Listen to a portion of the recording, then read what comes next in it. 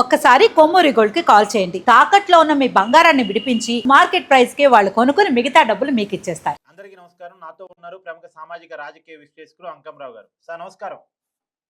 నమస్తే కట్టవారు. Sir, Andhra Pradesh liquor కేసులో JD అంటే అందరూ ఈడీ అని పిలుస్తారు. నేను మాత్రం జగన్ డైరెక్టరేట్ అని పిలుస్తాను. ఎన్ఫోర్స్మెంట్ డైరెక్టరేట్‌ని. అంటే ఆ పరిస్థితి క్రియేట్ అయిందిలెండి. జేడీ దూకుడు పెంచింది. జగన్మోహన్ రెడ్డి గారి ఇంటి మనుషులైనటువంటి అంటే ఆ రోజు సీఎంఓ సెక్రటరీగా, ఓఎస్‌డీగా పనిచేసినటువంటి వాళ్ళని విచారిస్తా ఉన్నారు. ఇప్పుడు జగన్మోహన్ రెడ్డి దాకా కేసు వెళ్ళే అవకాశం మీకు కనపడుతుందా? అంటే ఏం చెప్తారు? ముందుగా కట్టవారు, ఏదైతే ఈ మద్యం కుంభకోణం ఉందో దీంట్లో ప్రపంచానికి మొత్తానికి తెలుసు ప్రధాన సూత్రధారి ఎవరు, ఎవరి ఆధ్వర్యంలో నడిచినాయి. ఇప్పుడు ఆయన ఓఎస్డీ కృష్ణమోహన్ రెడ్డి కావచ్చు, లేకపోతే ధనుంజయ రెడ్డి కావచ్చు, బాలాజీ గోవిందప్ప కావచ్చు, కేసిరెడ్డి రాజశేఖర రెడ్డి కావచ్చు, సజ్జల శ్రీధర్ రెడ్డి కావచ్చు, లేదంటే మిథున్ రెడ్డి కావచ్చు, శివరెడ్డి భాస్కర్ రెడ్డి కావచ్చు, వీళ్ళందరూ ఎవరు? ఒక్కసారి కనుక మనం వెనక్కి తిరిగి ఆలోచించుకుంటే జగన్మోహన్ రెడ్డి యొక్క ఆర్థికంగా అంటే 2019 మే 30వ తారీఖున ఆయన ముఖ్యమంత్రిగా పదవి బాధ్యతలు చేపట్టిన తర్వాత ఆయన సంబంధించి వచ్చే ఆర్థిక లావాదేవీలన్నీ చక్కదిద్దే కార్యక్రమంలో అలా ఎవరు ఏ వంతు పాత్ర పోషించాలో సమర్థవంతంగా పోషించినటువంటి వ్యక్తులు వీళ్ళందరూ. పాత్రధారులు. ఈరోజు పాత్రదారులు, సూత్రధారి జగన్మోహన్ రెడ్డి, అందులో ఎలాంటి సందేహం కూడా ఏమి లేదు. ఎందుకంటే ఆంధ్ర రాష్ట్రంలో 5 సంవత్సరాలలో ₹1 కోటి పైన లాభం వచ్చే ఏ వ్యాపారంలోనైనా సరే జగన్మోహన్ రెడ్డికి తెలియకుండా ఎవరు చేసిన దాఖలాలు లేవు. ఇది ఒకటి గమనించుకోవాలి మీరు. అంటే అతనికి వాటా అన్న అయ్యాలి. ఏదో వెనకడికి సినిమాలో వేస్తున్నారు సార్, స్క్రీన్ ప్లే డైరెక్షన్ అంతా ఒక్కలే అని. ఇప్పుడు అక్కడ కూడా ఒక్కలే, అవునవును, మిగతా వాళ్ళంతా క్యారెక్టర్స్. మిగతా అందరూ పాత్రదారులు, సూత్రధారులే. చక్రం తిప్పేదంతా జగన్మోహన్ రెడ్డి అండ్ అలా సంబంధించిన వ్యక్తులు మాత్రమే. ఈరోజు ఒక్కొక్క అంశాన్ని కనుక మనం తీసుకుంటా ఉంటే ఒక్కొక్కళ్ళు వాస్తవ విషయాలన్నీ బయటకు వస్తున్నాయి. ఈరోజు బాలాజీ గోవిందప్ప కావచ్చు, లేకపోతే ధనుంజయ రెడ్డి కావచ్చు, కృష్ణమోహన్ రెడ్డి కావచ్చు, వీళ్ళ ముగ్గురు కూడా ఎవరైతే మిథున్ రెడ్డి యొక్క ఏజెన్సీ ద్వారా కసిరెడ్డి రాజశేఖర రెడ్డి అవన్నీ అంటే ఎక్కడి నుంచి ఎక్కడ తీసుకురావాలనే విషయంలో వాళ్ళు ముందుకు తీసుకెళ్తున్న విషయాలన్నీ కూడా చూసుకున్న తర్వాత ఎవరికి చేరవేయాలి, ఆ చేరవేసినవి వివిధ కంపెనీల్లోకి ఎలా పంపించాలి, లేకపోతే వివిధ దేశాలకు ఎలా పంపించాలి అని చెప్పని అన్ని పర్యవేక్షణ చేసినటువంటి వ్యక్తులు ముఖ్యంగా 5గురు. ఆ 5గురు ఎవరయ్యంటే ధనుంజయ రెడ్డి, బాలాజీ గోవిందప్ప, కృష్ణమోహన్ రెడ్డి, మిథున్ రెడ్డి, శివరెడ్డి భాస్కర్ రెడ్డి. ఇది ఈరోజు సిట్టు వాళ్ళు సాక్ష్యాధారాలతోటి రాజశేఖర బాబు గారి ఆధ్వర్యంలో సాక్ష్యాధారాలతోటి మొత్తం సేకరించి ముందు పెట్టారు కాబట్టి తప్పించుకోవటానికి వీలు లేక గిల కొట్టుకుంటున్నారు. ఎవరు రక్షిస్తారా అని చెప్పని 1000 కళతో ఎదురు చూస్తా ఉన్నారు. ఈ మధ్య కాలంలో కొంతమంది అన్ని దగ్గరుండి చూసుకున్న ఆయనకు అభయాస్తం ఇచ్చేసి 5 సంవత్సరాలు చక్కగా చూసుకున్న వ్యక్తులు ఈరోజు అపాయింట్మెంట్ కూడా ఇవ్వట్లేదు.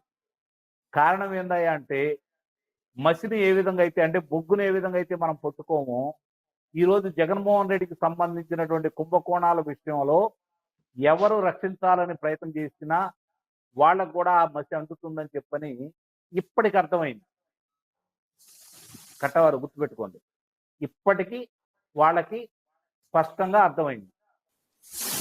సార్, ఇప్పుడు నిజానికి అదంతా ఓకే, కానీ జగన్మోహన్ రెడ్డి గారు అంతిమ లబ్ధిదారు అని చెప్పేసి మీరు అన్నారు, సిటీ అసెంబ్లీ అంతా ఓకే. కానీ ఎందుకు ఇంతవరకు నిందితుడిగా జగన్మోహన్ రెడ్డి పేరు రాలేదు అంటే ఏం చెప్తారు? ఇప్పుడు మీరు చూస్తున్నారా కదా న్యాయస్థానాలు ఏ విధంగా ఉన్నాయో. న్యాయస్థానాలకు కావాల్సింది అభియోగాలు కాదు, ఆధారాలు. ఇప్పుడే కదా వీళ్ళు 4000 కోట్ల రూపాయలు విదేశాలకు ఏ విధంగా తరలించారు, హవాలా రూపేణ ఎంత 6 నెలలుగా సిటీ విచారిస్తుంది. జగన్మోహన్ రెడ్డి గారికి సంబంధించి ఆధారాలు దొరకలేదా అంటే? దొరికినాయి. అంటే అక్కడ చేరిని అన్న సంగతి తెలుసుని కానీ ఎవరి ద్వారా జర్నీ అనేది ఆధారాలు కావాలి కదా, ఎట్లా జర్నీ అనేది ఆధారాలు కావాలి కదా. మీకు నాకు తెలుసు, ప్రపంచానికి తెలుసు, ఈరోజు ముంబై వ్యాపారస్తులు బంగారం కూడా ఇచ్చారని చెప్పని మనకు అర్థమైంది కదా. అవన్నీ కూడా ఈరోజు సేకరించారు కదా. ఆ బంగారం ఎక్కడికి వెళ్ళింది? మరి దానికి సంబంధించినటువంటి సాక్ష్యాధారాలన్నీ సేకరించకుండా న్యాయస్థానం ఎవరిని దోషిగా నిర్ణయిస్తుంది చెప్పండి? మరి ఎందుకు కేసు అంటే ల్యాగ్ అవుతుందేమో అనిపించట్లేదా మీకు? ఆలస్యం అవుతుంది, దాంట్లో అనుమానం ఏమి లేదు. ఇప్పుడు కొంతమంది అడ్డం తిరుగుతున్నారు కదా. ఇప్పుడు వాసుదేవరెడ్డి సాక్ష్యం అతను అప్రూవర్ గా మారతా అన్నాడు. సత్యప్రసాద్ కానీ దానికి మారలేదు సంబంధించినంత వరకు ఎలా మారనిస్తారు? ఇప్పుడు దానికి సంబంధించి ఈరోజు వాసుదేవరెడ్డి ఇచ్చినటువంటి కొన్ని, అంటే అతను చెప్పిన దాని ప్రకారమే విచారించిన తర్వాత వీళ్ళందరినీ బయటకు తీసుకురావడం కూడా జరిగింది. అలాగే సత్యప్రసాద్ ఈరోజు అప్రూవర్ గా మారబోతున్నాడు. అతనికి ఛాన్స్ ఉంది, ఇతనికి ఛాన్స్ లేదు వాసుదేవరెడ్డికి. మరి మిగిలిన వాళ్ళందరిని కూడా అరెస్ట్ చేసిన తర్వాత ఇప్పుడు కూడా కేసీరెడ్డి రాజశేఖర రెడ్డికి సంబంధించి సుప్రీం న్యాయస్థానం ఏ విధంగా ఇచ్చింది? నువ్వు ఇప్పుడు 7 నెలలు 9 నెలలు నువ్వు ఎన్నాళ్ళున్నా కూడా చాలా తక్కువే, ఇన్ని వేల కోట్ల రూపాయలకు సంబంధించి 3,500 కోట్ల రూపాయలకు సంబంధించి, కాబట్టి ఇది కొంచెం సీరియస్ గా ఆలోచించాల్సిన విషయం అనేది చెప్పింది కదా. ఇప్పుడు ఈడీ ఆస్తుల్ని ఎలా అటాచ్ చేసింది కదా, అంటే ఏ ఆధారాలు లేకుండా చేస్తుందా కట్టవారు? మరి వీళ్ళందరినీ అదుపులో తీసుకున్న తర్వాత వీళ్ళు కూడా సాక్ష్యం ఇవ్వాలి కదా. ఇదిగో నగదు రూపేణా ఇచ్చామా, లేకపోతే వస్తువు రూపేణా ఇచ్చామా, బంగారం రూపేణా ఇచ్చామా, డాలర్ల రూపేణా ఇచ్చామా, కంపెనీల రూపేణా ఇచ్చామని చెప్పని వీళ్ళందరూ కూడా సాక్ష్యాలు చెప్పాలి కదా, కాదు సార్, దాన్ని నిర్ధారించుకోవాలి కదా. సార్ ఇవన్నీ ఒకసారి పక్కన పెట్టి రియాలిటీగా ప్రాక్టికల్ గా చెప్పండి. జగన్మోహన్ రెడ్డి గారిని కేసులో నిందితుడిగా చేరుస్తారు, విచారిస్తారు, అరెస్టు చేస్తారు అనే నమ్మకం మీకు కనిపిస్తుందా? నాకైతే ఇప్పుడు జరుగుతున్న పనితీరు చూస్తా ఉంటే కొంచెం అనుమానం అయితే కలుగుతా ఉంది. అదే ఆ అనుమానం గురించే చర్చ అంతా దాని గురించే. అవును, నిస్సందేహంగా ఇప్పుడు విజయసాయి రెడ్డి అసలు ఇప్పటికీ చిట్టు వాళ్ళు విజయసాయి రెడ్డిని ఎందుకు అరెస్ట్ చేయట్లేదు? విజయసాయి రెడ్డి ఇంట్లో కదా ఇది జరిగింది. మామూలుగా అది సెక్రటరియట్ లో జరగాల, లేకపోతే ఆ సెక్రటరీ గారి కార్యాలయంలో జరగాల, జరగాలి. మంత్రి గారి పేషీలో జరగాల, ఆ మంత్రి గారి పేషీలో జరగాల, అవును, మంత్రివర్గంలో చర్చించాలా, శాసనసభలో దాన్ని ప్రవేశపెట్టాలా, అప్పుడు కదా ఈ పాలసీని తీసుకురావాల్సింది.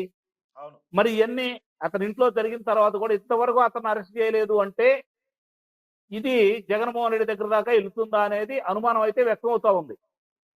సో ఏదేమైనా లిక్కర్ కేసులో ఏం జరిగే అవకాశం ఉంది అంటే, అంకమ్మరావు గారి అనుమానమైనా, చాలా మందికి ఉన్న అనుమానమైనా, జగన్మోహన్ రెడ్డి గారి చుట్టూ ఉన్న మనసులని పాత్రదారుల్ని సూత్రధారులుగా మార్చి వాళ్ళ మీద కేసు బుక్ చేసి వాళ్ళని దోషులుగా చేరుస్తారా, లేదు అంటే జగన్మోహన్ రెడ్డి దాకా ఈ కేసు నిజంగా తీసుకెళ్తారా? రాబోయే కాలంలో చూద్దాం. Thank you.